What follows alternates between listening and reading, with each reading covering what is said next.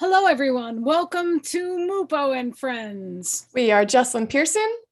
And I'm Michele MUPO. And we're brought to you by MUPO TV. And you could catch all of our shows at www.mupoentertainment.com. And you can also live chat with us every Sunday at 2 p.m. Eastern on our YouTube channel during the premiere of each episode. Our chats are actually rocking, so you need to stay tuned Sundays at 2 p.m. I mean, seriously, like we have celebrities pop in and you just don't know. You just don't know until that day. So you need to be there. You need to be there because you just don't know.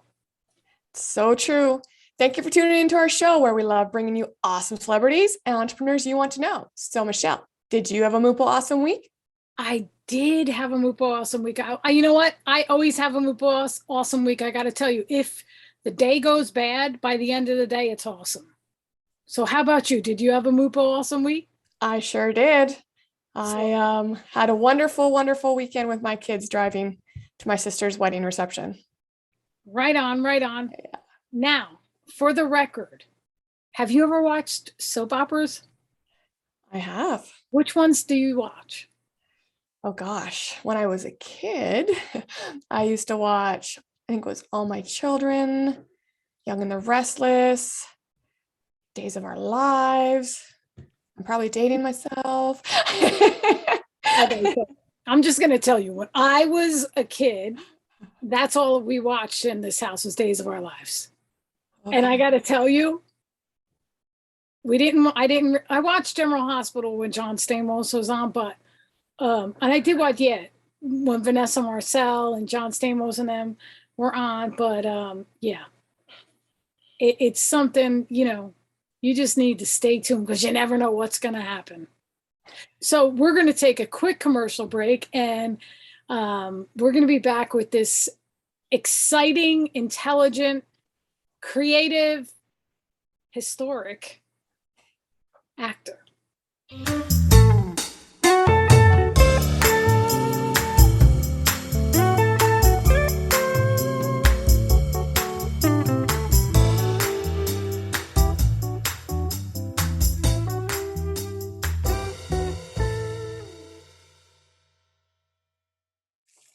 Hello, everyone. Welcome back to MUPO and Friends. Our special guest today is an actor, author, citizen of the world, and master storyteller.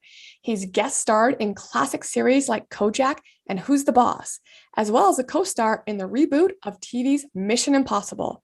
However, you might know him best for his work in the soap operas General Hospital as Victor Cassidy and Days of Our Lives as Tony and Andre Demera.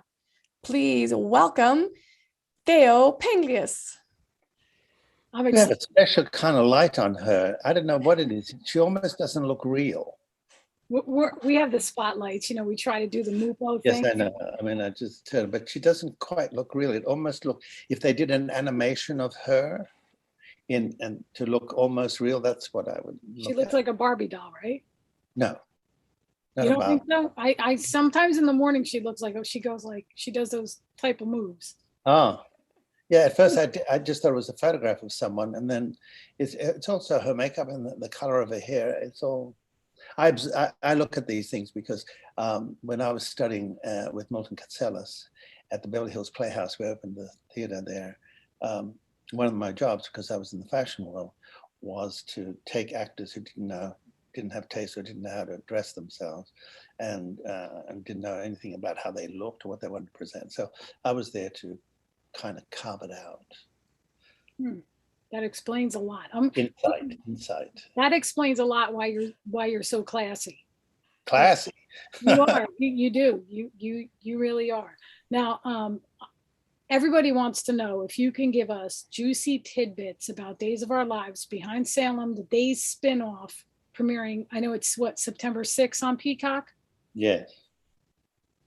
What can I tell you? Well, I'm in Europe. Some people are in different parts of the world, and it's all about the story. It brings everybody to this watering hole, and it's very campy. I think it'll be quite funny. Anna's interesting character this time around. Actually, she has more than I do. So she was quite, she says, I cannot believe I have more material than you do. But, you know, we had a good time shooting. Austin Reed was wonderful. I love working with Deidre. Can't give you much about the story, otherwise I'll get into trouble. And I've been known to get into trouble. That's why they've killed me 7 times. Let me put it this way. It is a five-parter. And we know that Lisa Wren is there. And then also Eileen Davidson. So when we have those 2 characters come into it, looking fantastic, by the way, it was kind of an interesting, my story was mainly with Drake and Deidre and Austin and Leanne, and that was our main story. So everybody, it's like, you know, there was a whole cake and everybody had a piece of it. And our piece was funny, serious, dramatic. I don't know about scary, but except for a couple of things I did, but otherwise, no, that was good. But I think it's going to be a success. Peacock has 43,000 subscribers, 43 million subscribers, which means there'll be a lot of people, new audience as well. So, and it's going to be streaming. So it's going to be a new thing. And I think it'll continue. I think it'll probably bring in different sagas and different actors coming in from the past, I think. And so that, you know, you realize Salem is populated by a lot of different characters. And I think you'll see some of those. Wonderful. So how did you end up going from working at the United Nations to working on the American stage? I had, you know, I was an immigration official in Australia. So my job was getting up at 5 in the morning, being met by a driver, taking me to the wharf and picking up a speedboat. And then they dropped the ladder off the big cruise ships, and I would climb up the ladder and interview 500 Greek women. And so that was my beginning. So my parents were very pleased. They thought, oh, it's got to be safe. It's Greek. And I looked at it, and then I go to a party, and there's Amalia Hernandez. She was the head of the Ballet Folklorico of Mexico. And I reminded her of her son. And she said, how would you like to come to Mexico? I said, I can't, because no, it's a free flight. We've got a chartered flight, so you're most welcome to come. So I went to my parents and they said no. So I was just turning 21. So I said yes. So 3 weeks before I was leaving, I told my parents I was going to go to America, but just for a few weeks. And then I'd be back. I'm just going to take a leave of absence. But, you know, good Greek boys in those days in Australia never left home until their sisters got married. So that was part of the tradition. Victorian, but that was part of the tradition. Anyway, so I went to America and I worked at the UN for 1 year because of my connection with immigration in Sydney. But I got exposed to the theater. And I thought, oh my God, how wonderful. So I went to, and someone said, you should be an actor. And I said, no, I don't know anything about acting. So they took me to a class.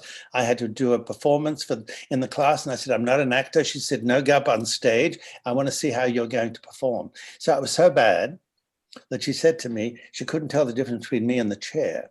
So I got upset, and it was a tough beginning, but something hit me. I went to the theater, and from there I just studied with 2 great teachers, became an assistant to Milton Katselas, who was working on Broadway at the time. And through that, through Milton, I got my first play in New York called Jockeys, and Joseph Kipnis and Jules Stein produced. And from there I got 3 films. And then I got theater in the Geffen Playhouse in Los Angeles. And that's how it all started. And as far as daytime was concerned, that was just an audition that they called me in for. And I thought, oh no, but we had a strike. I had just finished the movie Altered States.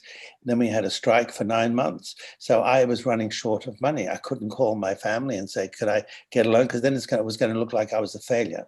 So I stayed a year, went back to Australia for 8 days, came back to America and decided I was going to commit to it. So I did. I studied for 6 years. and studied art and fashion. And then I got into the theater and into doing daytime. And that was with General Hospital as Victor Cassadine. And then Liz Taylor came on as my sister-in-law. And I remember meeting her. And I knelt down, and she was sitting down, and I knelt down on one knee and talked to her for about 15 minutes. I went back because they all dared me. And I went back and they said, what did you talk about? And I said, I have no idea. I couldn't remember what I said to her, what she said to me. All I was doing was looking at those eyes and wondering, oh, they are real, you know, those eyes are real. And the fact that she was Elizabeth Taylor, I mean, when she walked into the room, I mean, everybody stood. And so that was my first celebrity experience. And Jacqueline Kennedy was the other. Yeah, now you had tea with her, afternoon tea. Can you tell us what that was like? That must have been really cool. I had a miserable boss, leading connoisseur of Chinese art in America, but a miserable person. And Claudette Colbert, do you remember her? It happened one night. She won the Oscar for having one with Clark Gable. Now we're going back quite a few years. But she came in and she wanted her Monet painting copied, and also a painting by Utrio. And so they were going to lunch, and she said, oh, Bob, why don't you ask him to join us for lunch? He's quite a pretty boy. And he said no. And I got so upset because I thought I was going to pick up the phone and say, Mom, I'm on my way. I just met Claudette Colbert, and new things are going to come. You know, Greek parents. So they left. And then about 10 minutes later, there's a knock on the door, and I opened it, and there were two bodyguards with Jacqueline Kennedy. So she comes in, and it was only private. You know, you had to have appointments to come to the gallery. So I just said, because I was Australian, would you like some tea? She said, I would love it. So I had the houseman upstairs make tea, and he didn't believe it at first. I said, Jacqueline Kennedy's here. Could you please bring down some tea? And I was an apprentice making $75 a week. And he goes, oh, please, Jacqueline Kennedy. So he came down the elevator in his shorts, and as she was going by, and he freaked out, went upstairs, put on his uniform, brought the great pieces of silver down and the Greek cookies that I had made called kourambiedes, and that's what I served her. And for an hour, she asked me questions about pieces of art. And as a history student, I loved knowing dates. So she was impressed, had a great time. My boss came back. Anybody important come in? I said, yeah, Jacqueline Kennedy. He says, oh, sure. And then she called back 3 weeks later, wanting to buy this Commodian head at $40,000 then. And he was trying to talk to her. He said, no, I want to speak to Thaao. He was furious because that would have been a big client for him. So I got on the phone, and he screamed at me, why didn't you tell me that she came in? I said, I did, but you didn't believe me. So that was my early days. Nice. Yeah. So you've worked on several major soap operas, Santa Barbara, General Hospital, and Days of Our Lives, where you played two characters. How has the medium changed over the years? You know, in those days, not to say that today they're not, but they're not as interesting. We were much more interesting as characters because we were much more developed in what we did in life. We brought that, because soap operas really is a writer gives you a skeleton to learn, and you have to add the personality, the circumstances, and make it give them something they didn't think about because of the way you either interpret it or the way you phrase something, and even the way you dress for the situation. And the ones today, you know, they come in, they know their lines, but there's no surprise. There's no, my God, I could write something on that moment. No, those days we studied hard. We had lots of rehearsals. When we finally shot, it was in the afternoon late. Now we block 3 scenes. So that's about 10 pages, and it's bang, bang, bang out. So if you're not trained, if you're not sure about the foundation you stand on, then it's going to make a big difference. And in those days, you know, we were embraceful, friendly. Today, it's like a wave, hello, they go to their dressing rooms. And now with COVID, it's even more alienated. But I would say, you know, GH, I love Gloria Monty, who was the producer. she was terrific, and she really changed daytime. And then I went to Days of Our Lives, and so I've been on and off that show for 40 years. And Santa Barbara, I was there for 9 months. Hated the producer because he enticed me and he said, you and Kim Zimmer, who is just a fabulous actress, you and Kim Zimmer are going to be sent to Lake Como in Italy. We're going to start this incredible love story. Please come on the show. We can't wait to do this storyline. So I said, oh, okay. For how long? He said, well, let's see how it goes. So I go on. And then 2 weeks later, I said, when do we go to Lake Como? He says, oh, we're not. It's changed now. So I knew then he had lied to me up front. So I was a bit upset. And then one day I saw the lighting was not great. And I went to him and I said, do you mind, Mr. Rausch? I said, could you get better lighting on my face? He says, how dare you? I have Emmy Award winning people on my show. I said, not on my face, you don't. Well, he didn't talk to me for 2 weeks. And so, you know, you learn how to protect yourself. I mean, I learned that also from Deidre Hall. I mean, Deidre is, to me, I love her. the professional of them all. She knows about lighting. She knows about everything. She just knows because she listens. And so we were doing some scenes the other day and she said, is that somebody filming there in the dark? I said, oh, how did you see that? And she goes, I see everything. So yes, it's, you know, how do you survive? Well, we've survived all these centuries, I say, call them, because of how much, we never allowed the characters to not grow. I went overseas a lot. I brought back, it developed my personality, my education, my understanding of other cultures. I came back and put that into the work. The enthusiasm, the passion went into the work. So there are many ways to sustain yourself, but people are lazy and people want things to come to them. I had to go find them. And it wasn't an easy route, but I was persistent and I had a good education. God bless. Well, we're going to take a quick commercial break and we'll be right back.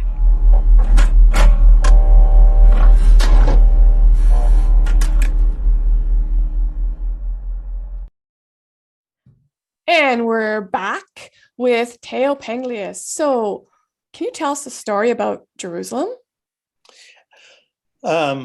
You know, like all of us Christians, I think one of the things we'd like to go to is go to Jerusalem, to Bethlehem, and see the manger and see that whole history. You know, for the Muslims is to go to the Dome of the Rock, you know. So everybody has their religion and how they, and the Wailing Wall, you know, for the Jewish people. But mine was because I wanted, you know, being brought up in the Greek Orthodox Church, I thought, wouldn't it be nice to go there for Christmas? So I did. So I had my guide, but what happened was I met him at the hotel. I said, do you know somebody who could take me into Jerusalem tonight? He said, yes, how's 7 o'clock? I said, great. So he looked like he was Palestinian. So he picked me up, he took me, and then we stopped. And then suddenly a flashing of the light, and then another car came. And then I went into that car. Then the third car came, and I thought, am I being kidnapped here? And so they were all very nice. And they flash the light and we get out. So we go to, there it is, the ancient spot of where the Christ was buried. Not buried, but, well, he was crucified. And in the area where he was born. So I go up with my guide and we say, we'd like to get in. He says, no one's allowed in. It's closed. I said, what do you mean it's closed? He says, it's closed. He says, you know, we had some problems. Well, 3 weeks before that, there was a monk that was shot by a Palestinian, also an Israeli soldier. So they shut it all down and they made a mess of the church inside. So I went out to my guide and I said, how can we do it? He says, they're not going to let us in. I said, well, I didn't come all this way not to get in to see this. And there was no line of people. And, you know, over the centuries, it used to be a huge opening by the church there. And as the Crusades and later on, it became diminished smaller, so that when you go through the door, you've got to bend down to get in. So you bend down, so there's no chariots, no one can rush you. So it's all very military. And when you think you're in one of the most spiritual places in the world. So the guy said to me, well, let's go and have a drink and let's see what happens. So I have a scotch and he says, I'll have one too. And I said, but you're a Muslim, you're not supposed to drink. And he goes, oh no, he says, I need a drink. And he says, I haven't worked in 3 years. You're my first job. I said, oh. So then about an hour and a half later, and we were all kind of tipsy, he said, and don't forget, it's Christmas, it's cold. So we go out and there they are, the soldiers. And we went up and I said, excuse me, but, you know, I flew all the way from Los Angeles and this is my pilgrimage and I want to spend some time. And then they said, no. And he says, you better stop it because they can arrest you now. And so suddenly I'm standing there thinking, how can I get in? How can I get in? And a monk comes out smoking like crazy. And I'm thinking, oh, God's not talking to him, I don't think. He seems rather nervous and he's smoking away. And suddenly he looks up and he goes, oh, you're Greek. And I said, yes. Mission Impossible. Yes. Oh my God. He comes and embraces me. He says, when I was studying theology, that was the only show I could watch. And you gave me so much entertainment. Thank you. What can I do for you? I said, hey, I want to get in there and they won't let me in. And he turned around and he says, this is a Greek pilgrim. Stand aside. Reluctantly, they stood aside and I went in. Usually it's thousands of people waiting in line. So now I've got the whole place to myself. And I turned around to my guy because he says, you know, I'm not lucky. And I said, luck is when opportunity meets commitment. And so I go in and at that manger, I spent an hour by myself. I did every prayer and blessed everybody I knew. And then I came out, I was elated. And then 2 years later, I thanked him. And 2 years later, I'm sitting in a cafe in Athens and I'm looking at these two monks and monks intrigue me because it's a commitment for your whole life. Mm-hmm. They're different to the Catholics, I suppose. But anyway, and then I looked at this guy and I thought, God, he looks familiar. And he looks at me and he waves. And I wave back. And I'm thinking, I wonder who he is. And he's having a cigarette and a brandy and a coffee. And he comes over to me and embraces me. And he said, you don't remember me? I said, no. He says, I'm the one who got you into the church in Jerusalem. So 2 years later, I was able to basically embrace him and thank him for that incredible experience. And so, you know, it's what you learn when you journey. You know, you don't take the no's. You learn how to persevere, but at the same time, you have to know how far you can push. So I've done that. Story too, and it's amazing how you just wound up running into him 2 years later down the road. In a cafe, having a brandy, having a cigarette. I mean, all the things that go with not quite connected to God yet, I don't think. You know, when you see the monks who are connected, it's like actors, watching actors playing a priest or a monk. You know, they're very centered. And when I did Play with Fire at the Geffen Playhouse, someone came backstage and said, excuse me, I like the performance, but you're not walking with God. And I went, So it was a lot of deep thought about that.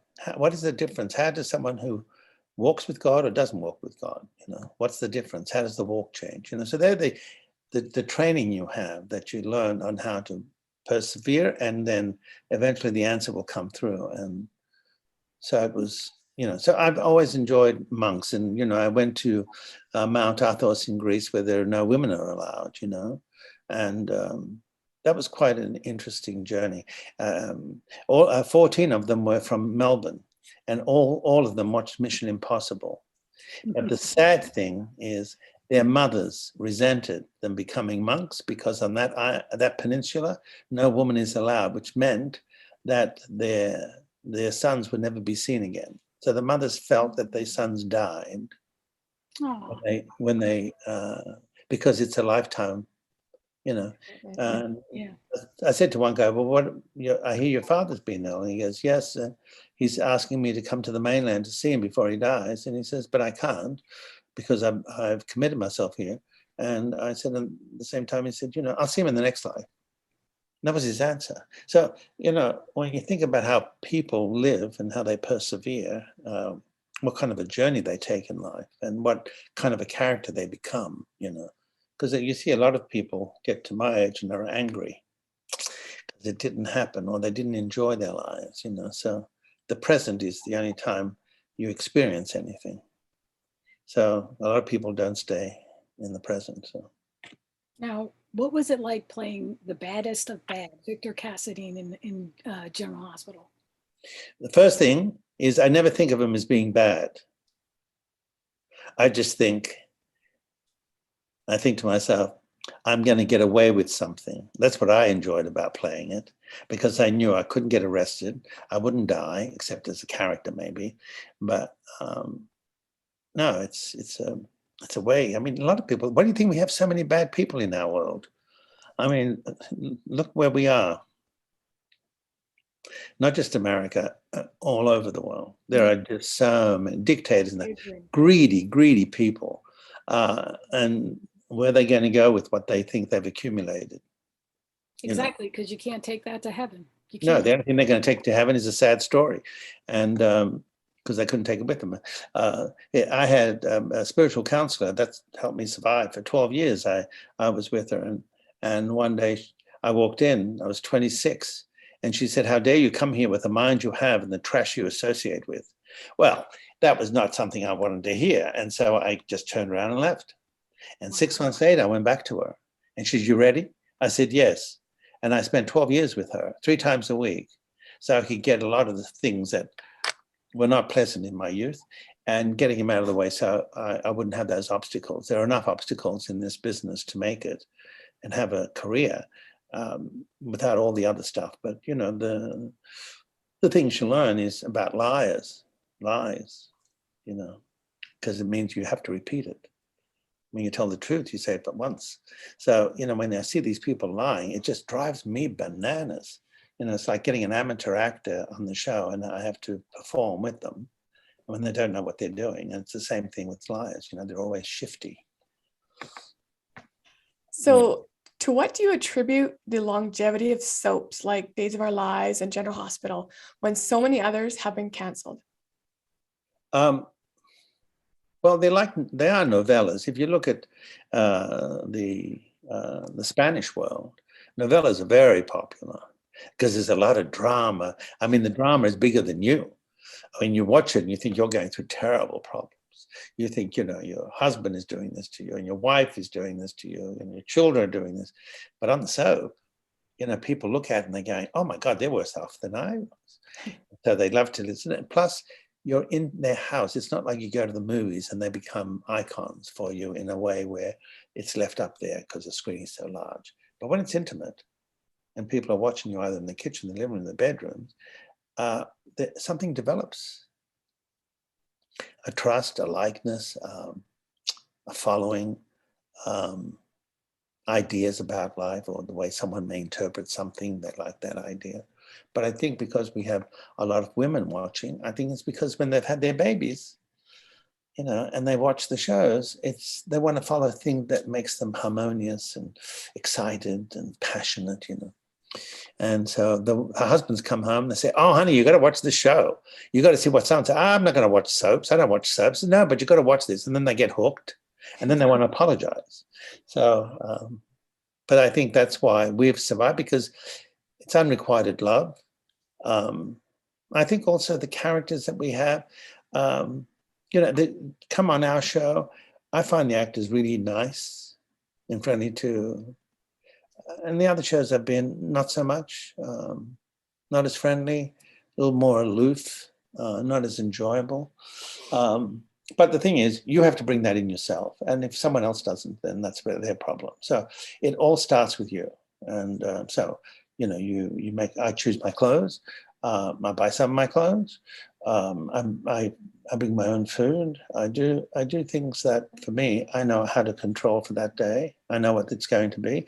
And then when I finish, I go home, I do my workout, I can sit back, relax, and, you know, if I'm going to have a cocktail, sometimes I don't drink that much, but, you know, that's what I do. Just now I had a friend over and we had a dozen oysters each, a Greek salad and some Greek coffee and a passion fruit that I took from my vines, and the lemons that were used on the oysters were from the yard. So it's kind of nice when you can say this is from the garden, this is, you know, it's that type of thing. So life is about how you know, what is your foundation? What is your surroundings about? So, for me, I like artwork.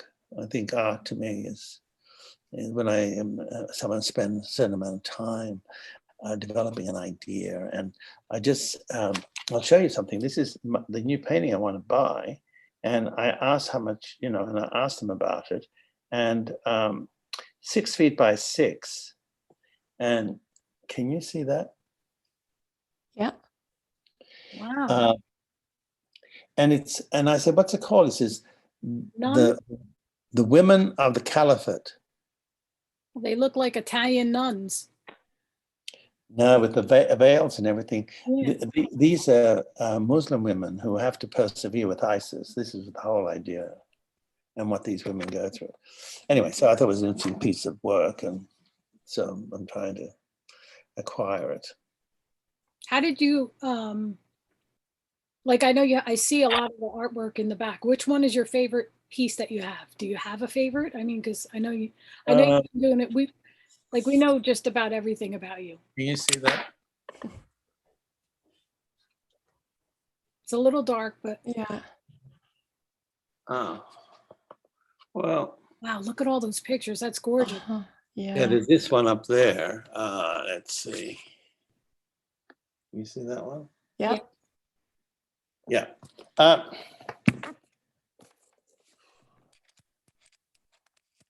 I learned a long time ago that culture, without it, society dies. So we need to remind us about how lives have been. It just makes you expand much more as a human being. People say we've got one life, which, what do we know? But if you're going to leave it, you want to say it was a life well lived. So that when people feel sorry for themselves or have excuses, like some friends of mine are going through now, because you get to a certain age and you've become who you're trying to become. And one day you wake up and you've become. And I think Michelle Obama wrote the book Becoming. And I thought when she brought that book out, I thought to myself, well, that's what's been, in your 20s, you plant seeds, and then every decade has a different meaning and development. And then in the last stage, you are trying to become as you go along. And then one day you become. And that day, only because something does hit you and you turn around and then you can see the others coming, because you don't need to satisfy yourself as much as you used to, because your soul is satisfied. So that's when it's a time when you give, help, share, So, I think abundance comes only if you allow it, Well, I always find when people are greedy, abundance, they eventually will lose it in some way. But when it's a natural thing that's come to you and you're satisfied because of the path you've fulfilled, there's something about even doing a scene on days and leaving and saying, God, that went well. It may be, for 5 minutes, but those are the achievements in your life. And the fact that I've survived for 40 years and every time they've killed me off, I go, okay, I suppose I'll be back. So. On that note, as we all know, dead is never really dead on a soap. How many times have you died and come back?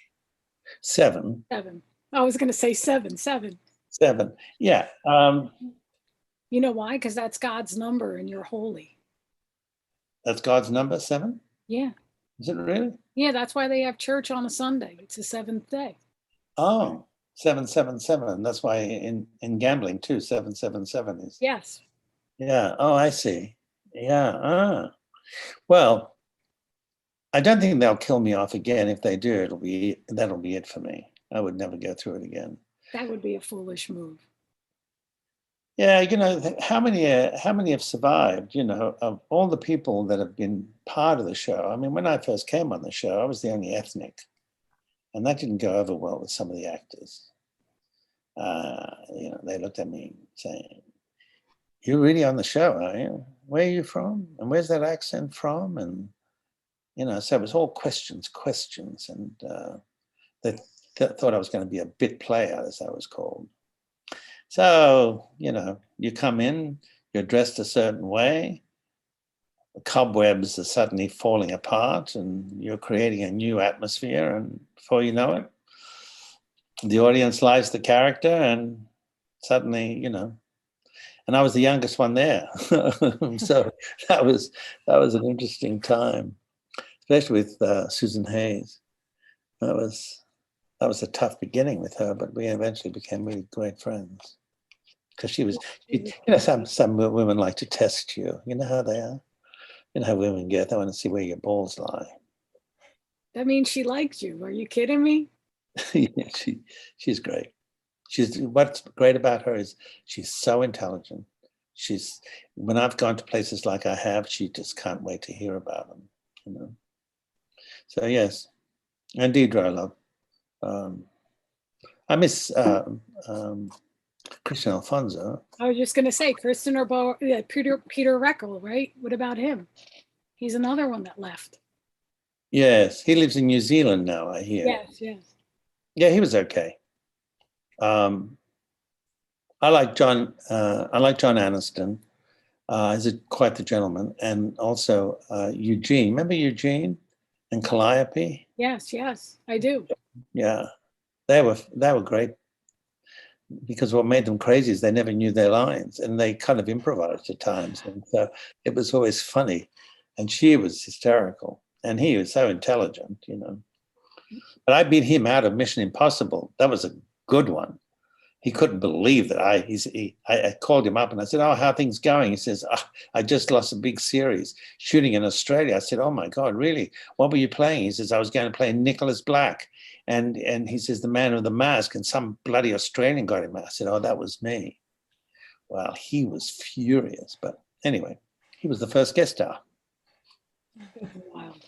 That is a wild story. Yeah. We're going to take a quick break and we'll be right back.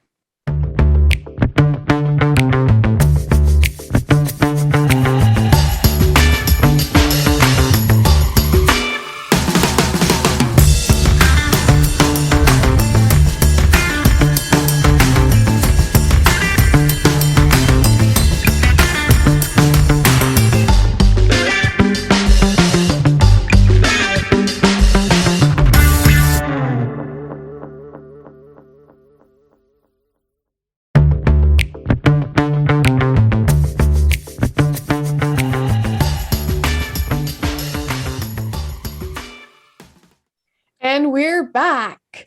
All right, Thaao, thinking back to when you were in the film Altered States, there was a legendary ongoing battle between author Paddy Chefsky and director Ken Russell. Chefsky, thank you. Chefsky, yeah. Yeah, one of the great literary giants. Yes. Did you witness any of that going on between? Yes, major. I was there on the first major attack. It was Bill Hurt. That was his first big movie. Charlie Hayde. They were all drunk on the first scene because the scene required that they'd be drunk, and so they drank in their dressing rooms. And so they came on set all drunk. And then Ken said to me, Russell said, "How do you want to play this?" And I said, "I'd like to be sober as a contrast." And he said, "Yes, I like that. I like that." So Paddy Chefsky comes in. This is the first day. It's 7:30 in the morning. And he comes and whispers in my ear, "Hello, Thaao. I am Paddy Chayefsky. I don't know where they found you, but you are exactly what I wrote." Now, when a writer tells you that, I mean, it's a lovely compliment. Yeah. And then Ken Russell thinks he's giving me direction. So Ken Russell screams at the top of his lungs, "Get the F out of here. I am the director here." He said, "I was just telling," he says, "I don't give a F. Get out of here." And he said, I will. But he said, and then he started calling him the C word. Ken Russell to Paddy Chayefsky. Paddy Chayefsky then started calling him the C word. Mm-hmm. So it went backwards and forwards, and we all looked at each other, and then we thought, this movie's over before it began. And so the screaming. And so what I remember is we had a break, and then about an hour later, we heard that Paddy Chayefsky wanted his name off the script, didn't want to consult with Ken Russell. This is not going to be his movie. So that was what happened with Patty. So now we're in Mexico in a place called Chihuahua. We're up in the mountains, Bill Hurt and myself. And so I said to Bill Hurt, do you mind when we're doing the scene, I give you the water and we've been climbing, do you mind passing it back? And he says to me, what, you're going to drink out of it too? I said, I have no idea, but give me something back. And I remember the give and take as actors. You throw the ball, you catch it, you throw it back. Sometimes they throw the ball, you drop it. This time, he gave me the water. And I thought to myself, if I drink it, it's going to look like a cliche. He drinks it, I drink it. I said, the scene goes nowhere, it goes. Instead, I poured the water in my hand and just poured it down my body. Well, Ken Russell, because he loves sensuality. If you ever see his movies, they're all very sensual. So he came to me and he hugged me and he goes, that was so sensual. I loved what you just did.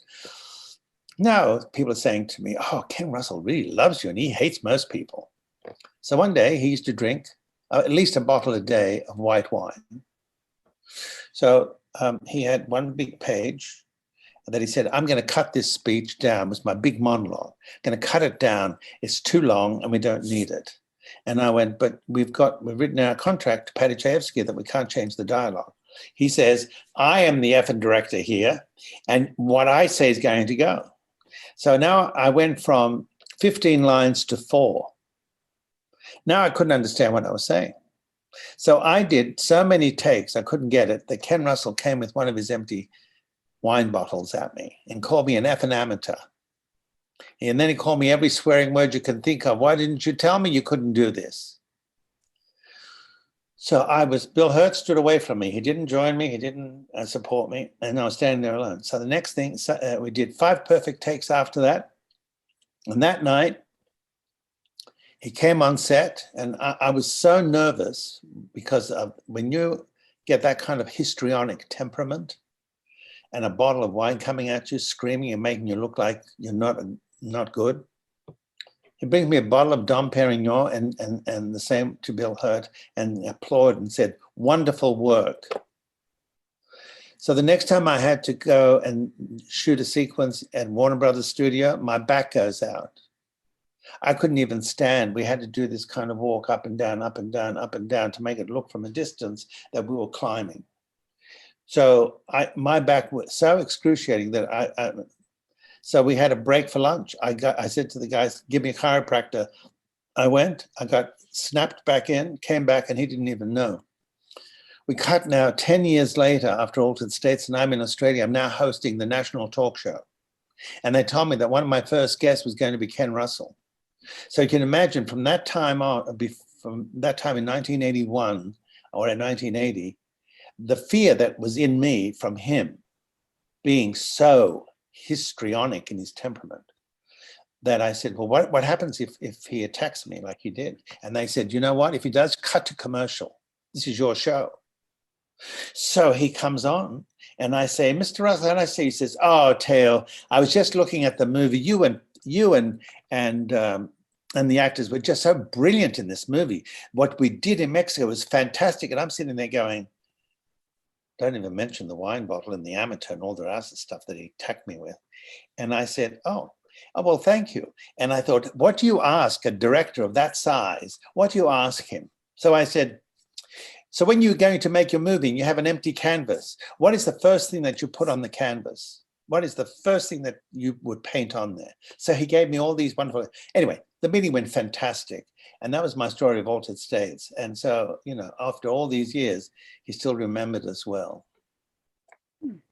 Aren't you glad you asked? Yeah. Long story. What do you mean by food is magic of the universe? What? Sorry, what was that? What do you mean when you say food is magic of the universe? You've been reading my book. Yeah, you have 2 books.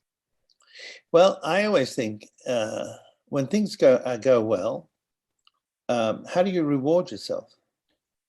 You know, people go out and get crazy and drink too much and then have a hangover, whatever. To me, it's food. You celebrate with food. It's what sustains you. It's what keeps you healthy. Or unhealthy. It's all the choices you make in order to understand the body you came in with. So for me, like oysters are a celebration. So for me, food is the magic of the universe, because to me, when you look at it, I don't have to ask you what it tastes like, because I already know, because I cooked it or I prepared it. But what food does for you, it nourishes you. It nourishes your soul and your mind, your spirit. And people who eat badly get sick, age fast, become older than they should be. So to me, is what sustains you? Cuisine. I love food. Me too. A rabbi told you that Greek coffee was the key to a longer life. How so?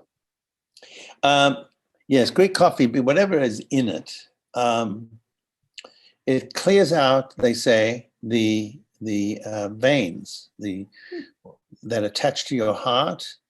It's supposedly to, like, my brother has some problems heart-wise. My father died of angina.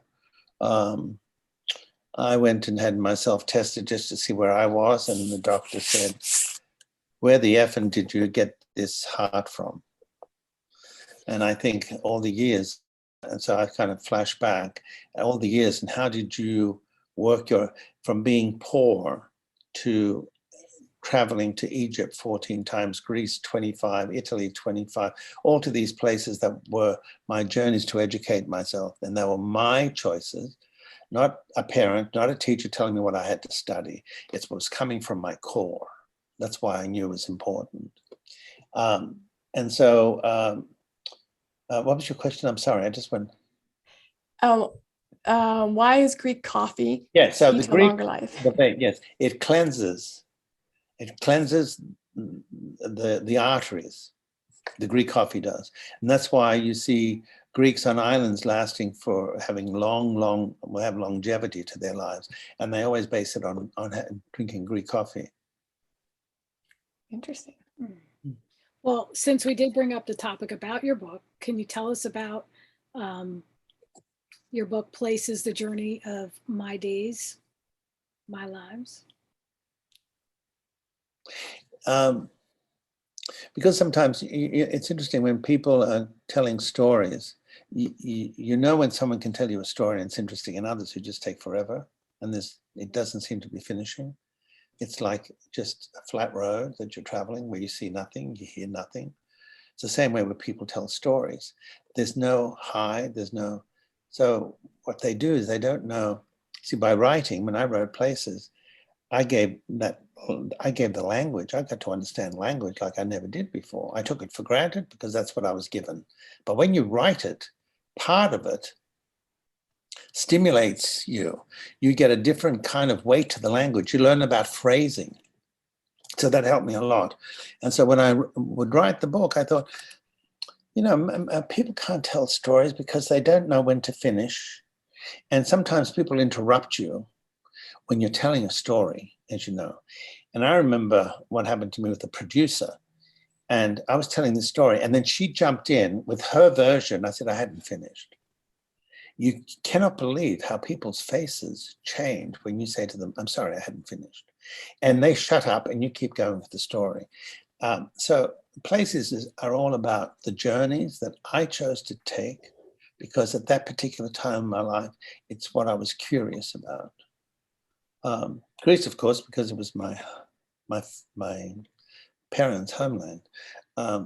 Also, I know that we were also Italian, so because of the Venetians in the 14th century. So when they did my ancestry, I learned that 48% of me was Italian Greek. And so all these things, and what I wrote about were all the areas, Middle East. I love the Middle East. When you look at the Middle East, when you look at their windows, you can't see through them. You have to be on the other side to be able to see what's on the other side. So there's a veil effect in that society. So that always intrigued me. How does the society live? And the way you see with Middle Eastern men, if you look at the Persians, when they talk to you, it's a veil. If you look at the Chinese, there's a veil. The Brits, it's tone, but a veil. Americans, we're all over the place. You know what I mean? And when we talk, but cultures have different veils. And I was always fascinated by that. So the last story I wrote was the death of my parents, because that was probably the most difficult thing I ever went through, because they died within 4 days of each other. So when they told me, you have to write this story, the publisher said, and so I did, but that took me a while, you know. And some things, ideas pop up, but how do you expand the idea? Like I had the idea of the arrogance of a loser.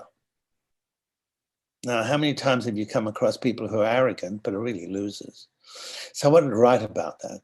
And so, you know, all those things were part of why I developed. And so I wanted to put them on paper, and that's how Places became the stories, the journeys. I'm sorry for your loss with your parents. And you said Oh, thank you.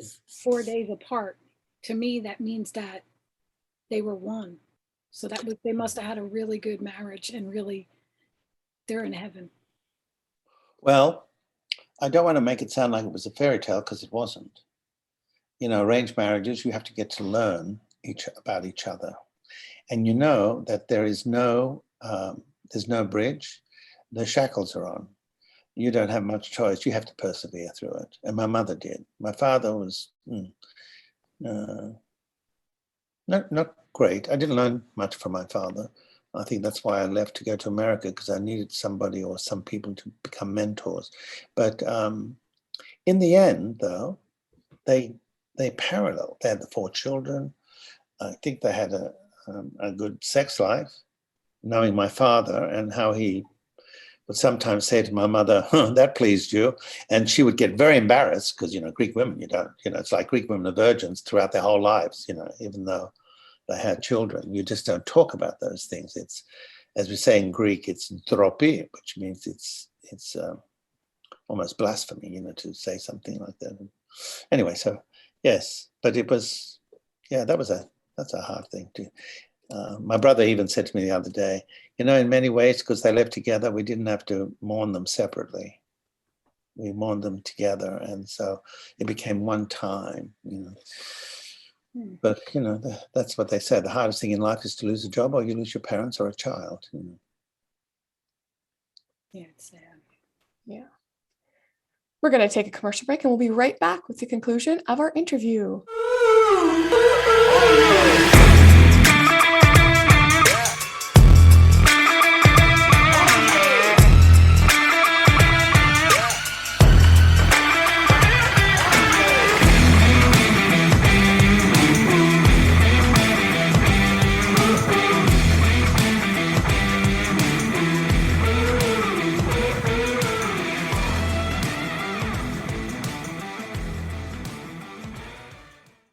And we're back with the conclusion of Thaao. I have to tell you, I wanted to know before we eat, because I know we have one more question. So can you please tell me if you've ever been to the Vatican, and just tell me a story about that, because you travel all over. When I remember when I first worked with Days, and I knew Days was playing in Australia, I just did the national talk show by satellite. And I didn't realize that, you know, a year later I would be hosting it. And my father was so excited. So I went home that Christmas, and I gave my father and my mother a check for then $10,000 and 2 first-class tickets to Greece. And they were so excited. And my father started to cry, because he said he'd never held in his hands that much money that was his. And my mother said, no, it's ours. It's not just yours. She says, it's ours. And she says in Greek, moromo, which means my baby, I want to go to the Vatican. I want to go and see St. Peter's. I said, okay, well, we'll do that as well. So I said to my sister, listen, I'm going to get you 2 tickets. So you take our parents to the Vatican in Rome. No, we're just going to Greece. I said, your trip is Sydney, Rhodes, Sydney. I said, you don't expand at all. And we got my only argument with my elder sister. Take them, I said, they want to go to the Vatican. Do you understand what that means for them? It's where heaven lies somehow. It's that major. And, you know, when you go into the Vatican, it's huge. Now, when I went to St. Catherine's Monastery in Sinai, which goes back to the 5th century AD, you could smell the candles from centuries. When you go to the Vatican, it's very pristine. it's all very clean, and I mean, it's magnificent because you realize it started with St. Peter and on the cross where he was crucified upside down, and that his bones were down there. And suddenly you start hearing, you start looking at the statues, and I snuck, like I do, I snuck in to a place because I wanted to find out what was it like underground. That's where a lot of the burial sites are of the popes and all that. So I got down there, and then somebody caught up with me and says, "Can I help you?" I said, "Oh, he says, "Well, there's a group that you can do this with." I said, "Well, I don't have that time." So I told these stories to my parents, what it was like.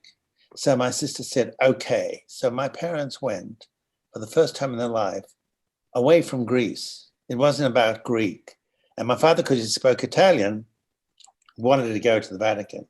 And my mother said she wept because it was all and more that she expected, more than she expected. The other thing was to go to Jerusalem. That was the other area that she wanted to go to, but we never did that because she got sick with cancer for many years. Anyway, so that when they went to the Vatican, they were just beside themselves. And so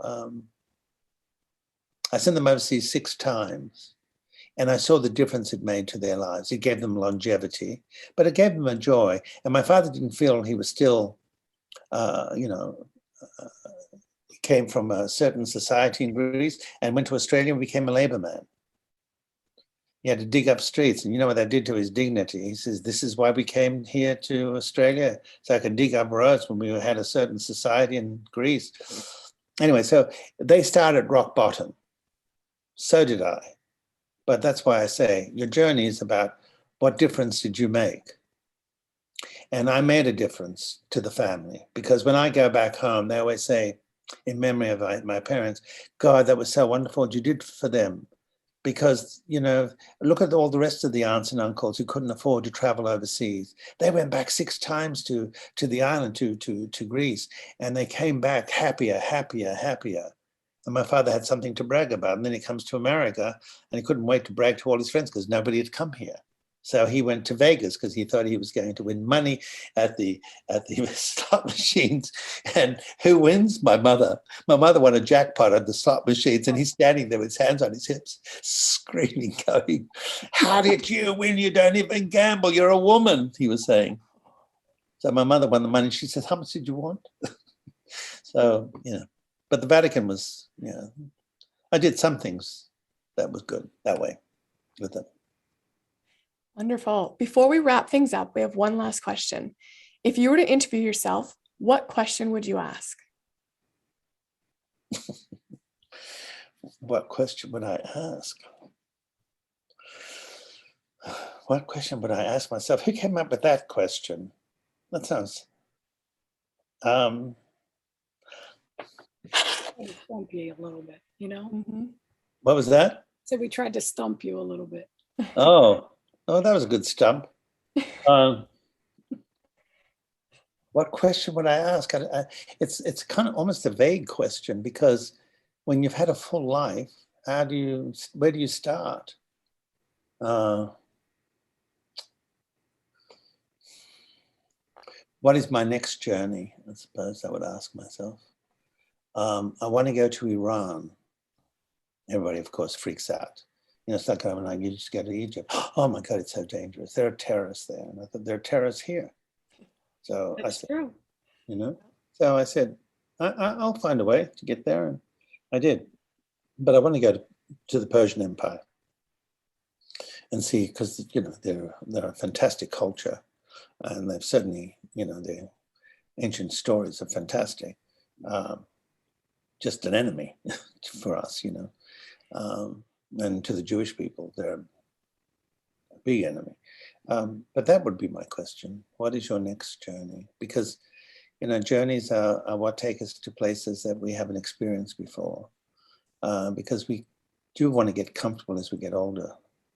And those comfort zones become experiences that keep repeating themselves.